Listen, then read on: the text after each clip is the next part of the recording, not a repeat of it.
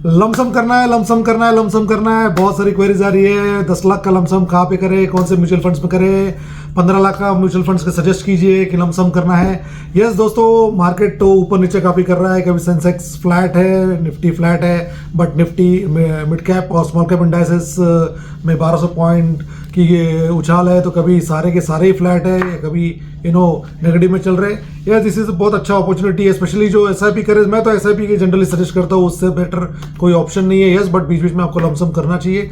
But अगर आपके पास 15 लाख 10 लाख रुपए आपके रिटायरमेंट से आए हैं, या आपके पास आपकी कोई एफडी मैच्योर हुई है, या कहीं प्रॉपर्टी बिकी है, कुछ पैसा आपके पास बचा हुआ है, तो yes, that is also good option to invest. लेकिन इसके बारे में हम बात करते हैं और क्या क्या पॉइंट्स हमको इसमें ध्यान रखना चाहिए। आइए चले देखते हैं।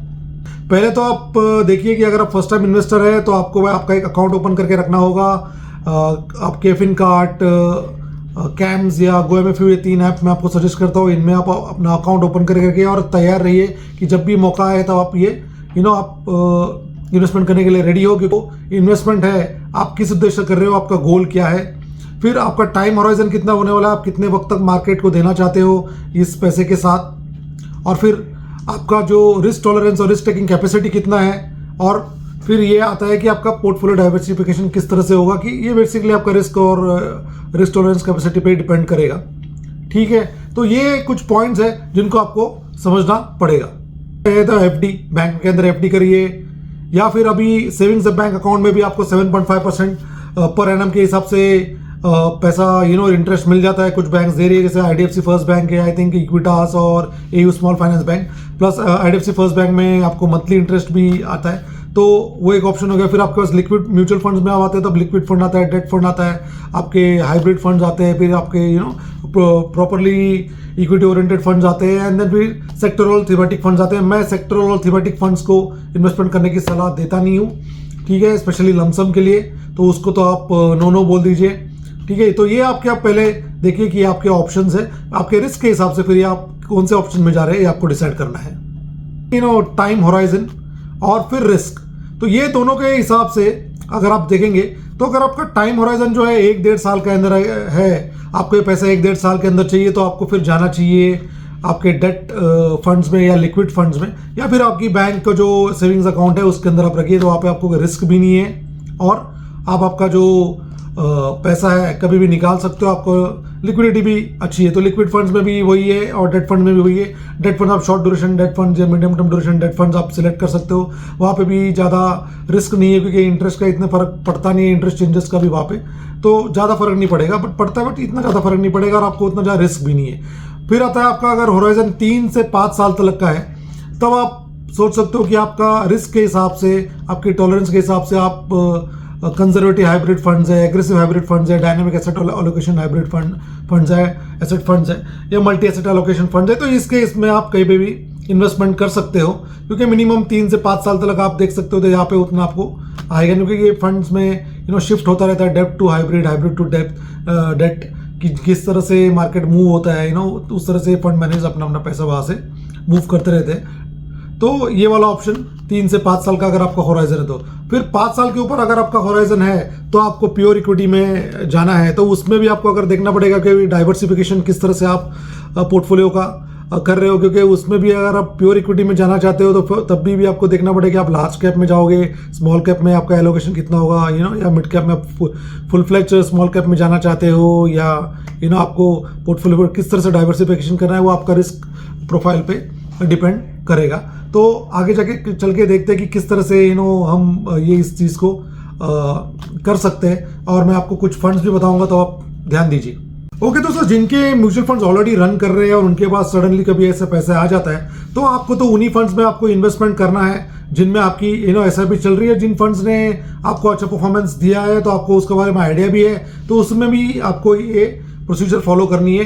और अगर मुझे आप पूछोगे, तो मैं तो आपको वही कहूँगा कि SPP route schedule purchase plan जो GoMFU के ऐप में या MFU की वेबसाइट पे से आप जाके कर सकते हो, वो तो बेस्ट ऑप्शन है, क्योंकि आपको डेली आप बाइंग डाल सकते हो। और ये भी आपको ध्यान में रखना है कि आप कौन से फंड्स में लमसम कर सकते हो। बहुत सारे फंड्स ऐसे हैं स्मॉल कैप्स के जिनमें लमसम नहीं कर सकते, उसमें सिर्फ एसआईपी कर सकते हो, और कोई फंड्स ऐसे जिसमें एसआईपी भी आप 25,000 के ऊपर नहीं कर सकते, जैसे SBI स्मॉल कैप है। ठीक है।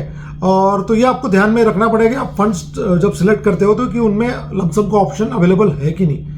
ऐसा ना हो कि आपने कोई फंड ले लिया और फिर उसके अंदर लमसम का ऑप्शन अवेलेबल नहीं है तो फिर कोई पॉइंट नहीं है, ठीक है। ये पॉइंट आप ध्यान में रखिए। इस तरह से लमसम करें थे कि आपके पास ऑप्शन ये है कि हम पहले किसी बैंक के अंदर ही पैसा रखें, जैसे मैंने बोला 7.5% इंटरेस्ट मिल रहा है, तो वहाँ पे आप पैसा पार्क करके रखिए। फिर वहाँ से जिस तरह से हमने अपना पोर्टफोलियो में अरेंज किया है, फिर उस तरह से वहाँ से हम SIP चालू कर सकते हैं उस फंड में, उन 3 फंड में 4 फंड में, जिस तरह से भी आपका जो रिस्क टॉलरेंस है उस हिसाब से वो आपका SIP उन फंड्स में वो बैंक के थ्रू आपका चला जाएगा। दूसरा ऑप्शन है कि आप जिसको बोलते हैं सिस्टमेटिक ट्रांसफर प्लान, मतलब आप लिक्विड फंड में एक AMC के लिक्विड फंड में आप रखो और उसी AMC का आप लार्ज कैप ले लो, स्मॉल कैप ले लो, मिड कैप ले लो या ऐसे स्मॉल कैप, तो वहाँ से आपका पैसा एक फिक्स्ड अमाउंट आप ट्रांसफ़र कर सकते हो, तो वहाँ से पैसा आपका जाता रहेगा। तो यहाँ पे जिस तरह आप बैंक में पैसा आपका रखा हुआ है तो वहाँ पे आपको इंटरेस्ट आ रहा है सेविंग्स अकाउंट पे, तो वहीं पे गया आप लिक्विड फंड में भी रखते हो तो लिक्विड फंड के अंदर भी पैसा आपका बढ़ता रहेगा थोड़ा, या डेट ड्यूरेशन फंड में आप रखोगे वहाँ पे आपका बढ़ता रहेगा और वहाँ से आपका पैसा यहाँ पे जाता रहेगा। तो आपका दोनों साइड में आपको पैसा बनता रहेगा और जनरली STP इस तरह से की जाती है। तो फिर आप ये कर सकते हो कि आपके पास ऑलरेडी म्यूचुअल फंड्स में आपका रनिंग चल रही है, जैसे किसी फंड में आपका ऑलरेडी SIP चल रहा है और आपका जो पैसा आया है तो आप उसको पहले तो देखिए कि इतना जो अमाउंट बड़ी अमाउंट है, 10 लाख की अमाउंट है, 15 लाख की अमाउंट है, इसको आप जैसे अब 10 लाख की अमाउंट है तो इनको कम से कम आपको 6 महीने तक तो 10 लाख तक को आपको खींचना है, 6-7 महीने तक। तो आपका पैसा ऐसा नहीं कि पहले महीने में 10 लाख लग गया, तो आप 6-8 महीने तक आपको खींचना है। तो अगर 6 महीने खींचना है तो आपको डिवाइड करना पड़ेगा उसको 6 पार्ट्स में, 5 पार्ट्स में। और जब भी लग रहा है कि मार्केट डिप हो रहा है तो आपके जितने भी फंड्स आपने लिए हुए, आपके समझो 5 फंड्स है, तो उनमें आपको 20-20 हज़ार में 1 लाख का इन्वेस्टमेंट करना है। तो 20,000 उसको जब भी मार्केट 10% 5% डिप होता है तब आप उसको इन्वेस्टमेंट करना है। डायरेक्ट आप उसके अंदर परचेज की ऑर्डर डाल के रखो तो आपका वो बाय हो जाएगा। तो ये कुछ तरीके हैं जिस तरह से ये कर सकते हो। और चौथा, जैसे मैंने बोला, जो मैं फॉलो करता हूँ वो है शेड्यूल परचेज प्लान, जिनमें अवेलेबल है। मुझे जैसे लगता है जैसे इस महीने में मैंने अभी शुरू कर दी है, मैंने पूरे महीने की सेटअप कर दी कि मेरे हर दिन मेरी 1000 की बाइंग, 2000 की बाइंग, 4 या 6 फंड्स के अंदर मैंने बाइंग शुरू कर दी है। तो हर दिन उसके अंदर 2,000 एक फंड के 2,000, 3,000 इस तरह से पूरे महीने भर में 5 फंड्स के अंदर पैसे जाते रहेंगे। तो अगर मार्केट ऊपर भी जाता है, नीचे भी जाता है, कुछ फिर तो आपको एक उस साइकिल अप एंड डाउन मिलेगा, जो NAV आएगी, एवरेज आउट हो जाएगी। और मेरा कैसे लंबा समय तक मुझे टिकना है और 10-15 साल तक जो इन्वेस्टमेंट चलेगी। तो ये आपका जब हॉराइजन होगा तभी आपको लमसम का फिर कोई इशू नहीं है कि आप कोई भी वक्त पे लमसम करो, कोई फर्क नहीं पड़ा। उसके बाद आपको पता है कि आप 10 साल 8-9 साल इस पैसा आपका इस फंड के अंदर रहने वाला है। ठीक, इस तरह से इन्वेस्टमेंट करते हैं तो एक सिस्टम बन जाता है, एक मेथड से पैसा मार्केट के अंदर जाने शुरू होता है, एक डिसिप्लिन आ जाता है। और फिर क्या होता है कि ऑलरेडी आप समझो हमने हाई पे अगर इन्वेस्टमेंट कर दिया, एक एग्जांपल लेते हैं, हमने समझो हाई पे इन्वेस्टमेंट कर लिया, जैसे 2000 अभी जुलाई के 4 में के 2 दिन पहले आप देखेंगे जो जून में इलेक्शन के पहले की जो थी 2-3 दिन पहले मार्केट काफ़ी ऊपर था और फिर सडनली 4 जून को गिर गया। समझो आपने उससे पहले इन्वेस्टमेंट कर दिया होता, समझो 10 लाख रुपए, और आपका मार्केट उसके बाद कम से कम 4-4.5 पॉइंट नीचे गिरा, उसके बाद मार्केट काफ़ी रिकवर भी हुआ, समझो वो रिकवर नहीं होता तो आपका पैसा नीचे जो 10 लाख रुपया है, कम से कम 6 महीने मार्केट अगर रिकवर नहीं होता तो समझो उसके अमाउंट 4 या 5 लाख होती। बट अगर हमने उसको ब्रेक किया होता कि 10 लाख की बजाय वहाँ पे अगर हमने 2 लाख इन्वेस्टमेंट किए होते, फिर समझो मार्केट ऊपर गया फिर वापस नीचे गिरा, समझो अपना जो अमाउंट है 2 लाख का वो 1 लाख रुपया हो गया, हमको और एक मौका मिलता है कि हमने उसमें और 1 लाख रुपए इन्वेस्टमेंट करें। अगर मार्केट और नीचे आता है तो वहाँ पे इन्वेस्टमेंट करें तो हमको एक नीचे डाउनवर्ड वी मिल जाएगा। तो ये पूरे जो वी की हमने मार्केट में वापस पैसा लगाया धीरे धीरे करके तो एक एवरेज आउट हो जाएगा। अगर हमने यहीं पे स्टार्टिंग वाले में 10 लाख रुपया लगा दिया और फिर वापस उसको अपने नेक्स्ट पैसा नहीं है वो वापस इनमें उसको एवरेज आउट करने के लिए तो मतलब नहीं हो गया, तो आप तो रोते रहेंगे फिर उसके बाद। तो इसके लिए हमेशा अपना पैसा है उसको स्प्रेड आउट कीजिए, एक लंबे समय तक तो एक एवरेज आउट मिल जाएगा। आप मार्केट का साइकिल देख सकते हो कि मार्केट ऊपर नीचे किस तरह जाता है, आपको एक आइडिया भी जाएगा कि मार्केट किस तरह वर्क करता है और कब कब आपको पैसा डालना है। मेरी स्ट्रेटेजी होती है कि 5 से 10% अगर मार्केट गिरता है तो पैसा डालो, अदरवाइज छोटा मोटा भी मार्केट भी गिरता है तो थोड़े थोड़े अमाउंट पे पैसे डालो। तो इस तरह से क्या होता है कि आपको हेडेक नहीं है, लंबे समय की रैली है, आपका जो NAV से एवरेज आउट हो जाएगा, आपका पैसा भी एवरेज आउट हो जाएगा। तो आपका जो एक हेडेक है कि मैंने ज़्यादा हाई पे इन्वेस्टमेंट किया है, फिर मुझे लो में इन्वेस्टमेंट करने का मौका नहीं मिला, तो यस, ये वाला जो स्ट्रेटेजी फॉलो करोगे तो आपका पैसा हमेशा एवरेज होता रहेगा। और अच्छा, जब लंबे समय में क्या होता है कि लंबे समय छोटा अमाउंट भी आप इन्वेस्टमेंट करते हो ना, छोटा अमाउंट, वो लंबे समय में ना बहुत बड़ा इंपैक्ट करके जाता है आपके पोर्टफोलियो पे। तो फिर दोस्तों देखते हैं कि आपका जो रिस्क प्रोफाइल किस तरह से। अगर आप सोचोगे कि मैं लार्ज कैप में ही मुझे ज़्यादा रिस्क लेना नहीं है, मुझे जो मार्केट के अप एंड डाउन में स्मॉल कैप्स और मिड कैप्स में से काफ़ी ऊपर और नीचे भागते रहते हैं, बट लार्ज कैप से स्टडी रिटर्न्स आता रहता है, तो मुझे लार्ज कैप में 50% रखना है या मुझे 60% रखना है, या फिर वो हिसाब से फिर आपका बनाना पड़ेगा कि ओके ठीक है, मेरा रिस्क प्रोफाइल है, मैं चाहता हूँ कि मुझे कम रिस्क रहे, तो मैं लार्ज कैप में जाऊँगा। मुझे चाहता हूँ कि मैं इक्विटी में रहूँ, बट मैं लार्ज कैप में रहूँगा, तो लार्ज कैप में 70% रहूँगा, एंड देन मैं 20% I will be in mid caps, and then 10% in small caps. तो आप पोर्टफोलियो उस तरह से आप डिज़ाइन कर सकते हो। फिर या तो फिर आप ये सोच सकते हो कि यार मुझे लार्ज कैप में 50 चाहिए, मुझे थोड़ा सा मिड कैप में भी एक्सपोज चाहिए, मिड कैप में 20 रखूँगा, एंड मिड कैप में 30 रखूँगा, स्मॉल कैप में 20 रखूँगा। तो इस तरह से आप आपका जो पोर्टफोलियो है वो आप डिज़ाइन कर सकते हो। फिर आप उस तरह से आप फंड्स भी सिलेक्ट कर सकते हो। जैसे कि जो फर्स्ट टाइमर्स है या जो जिनको लगता है कि यार मुझे पता ही नहीं फंड्स के बारे में क्या है, तो जो दिग्गज है जो मार्केट में पहले से निप्पॉन, SBI, HDFC, इनके फंड्स चूज कर लो, आपको कोई इशू नहीं रहेगा। ये आपको रिटर्न्स बना के ही देंगे। अगर 10 साल देखेंगे, 15 साल की इनकी हिस्ट्री देखेंगे, 14%, 15%, 16% बना के ही दिया है।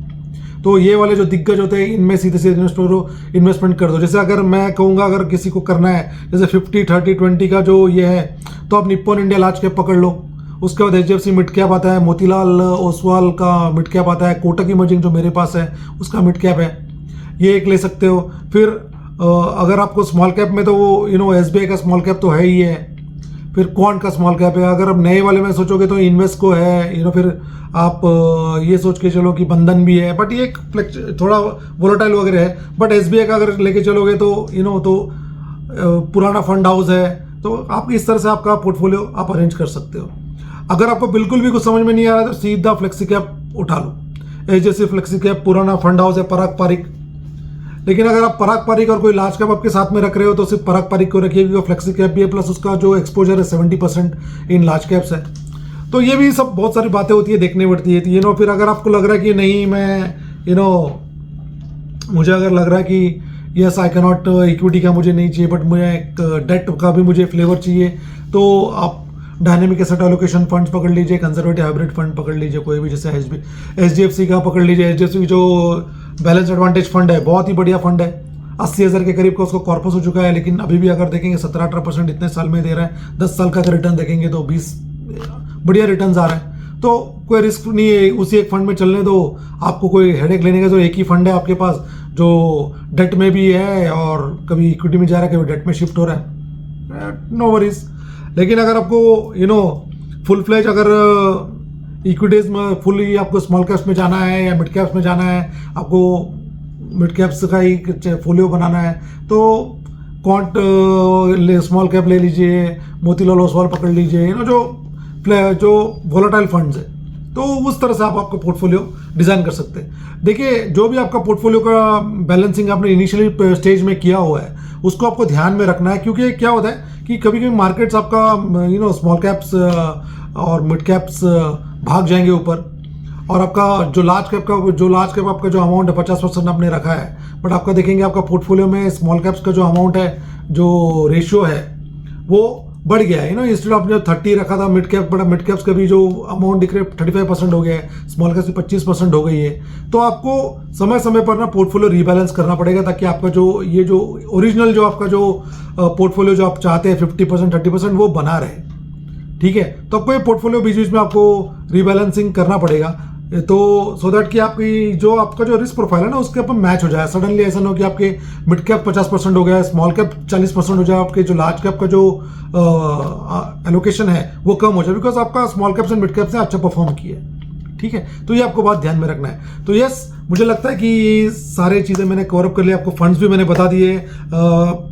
अगर आपको अगर नए फंड्स जैसे मिड कैप्स अगर चाहिए लाइक तो मोतीलाल ओसवाल का फंड है, जेएम मिड कैप है, क्वांट स्मॉल कैप, बंधन स्मॉल कैप मैंने पहले भी बता दिया उसमें आप अगर फ्लेक्सी कैप रखना चाहते हैं तो पराग पारिक का रख दीजिए, सो दैट तो थोड़ा एक बैलेंस रहेगा पोर्टफोलियो, क्योंकि वो 70% उसका 70 से 80-70% के करीब वो लार्ज कैप के अंदर ही एज अपना इन्वेस्टमेंट है। फंड अच्छा फंड है वो, बट एज ऑफ थोड़ा बहुत परफॉर्मेंस नीचे है, बट लॉन्ग टर्म के लिए बहुत ही बढ़िया फंड है, क्योंकि उसका इन्वेस्टमेंट फंड बताता ही है 5 साल तक आप इन्वेस्टमेंट करो। तो ऐसे आपको फंड्स सिलेक्ट करने पड़ेंगे। मैंने कुछ फंड्स आपको बता दिए और स्ट्रेटेजी भी हमने डिस्कस कर ली है। तो यस, तो लमसम अगर आपको इन्वेस्टमेंट करना है तो ये तरीके से आपको करना पड़ेगा, आपको स्टडी करना पड़ेगा, आपको लिख के रखिए। जैसे देखिए, मैं जो भी आपको बताने के पहले सारा लिख के रखता हूँ फिर ही मैं आपको बताता हूँ। मेरे बुक के अंदर पूरा सारा कुछ लिखा हुआ है, कितने जो भी वीडियोस बनाए मैंने, किस तरह से मैं स्टडी करता हूँ, फिर ही आपको बताता हूँ। उसी तरह आपको थोड़ा बहुत स्टडी करना पड़ेगा। कुछ क्वेरी होगी तो आप ज़रूर कमेंट कीजिए, मैं उसमें आपकी हेल्प करने की ज़रूर कोशिश करूँगा।